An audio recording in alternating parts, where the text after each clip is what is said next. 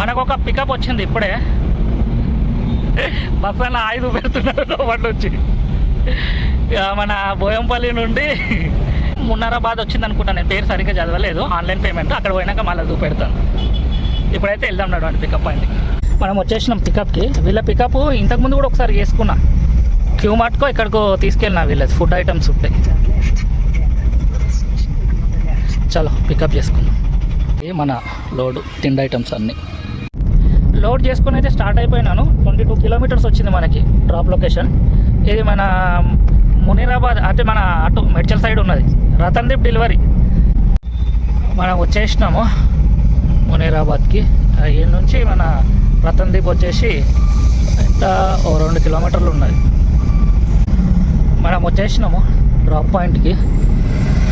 Left side ఉన్నాయి కదా గోడౌన్లు, ఇదే రతన్దీప్. గేట్ నెంబర్ 2 నుంచి పోవాలి లోపలికి. టైము 12:10 అవుతుంది. చూద్దాం ఎంత టైం పడుతుందో డెలివరీ కావడానికి. ఈ బుకింగ్లో మనకి 561 రూపీస్ మిగిలింది. ఇక ఇక్కడనే పక్కకు వచ్చి ఆపుతున్నాను. కరెక్ట్ 10 నిమిషాలలో మన ఏమంటారు అయిపోయింది పని.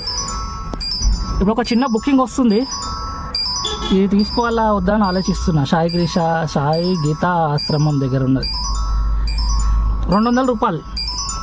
అది కూడా అమౌంట్ ఎక్కువ ఇస్తుందంట. ఆ 200 కోసం ఇప్పుడు నాకు టైం వేస్ట్ అవుతుంది. ఏదో ఒక బుకింగ్ తీసుకొని మళ్ళీ సిటీలో వెళ్ళిపోవడానికి ట్రై చేస్తాను.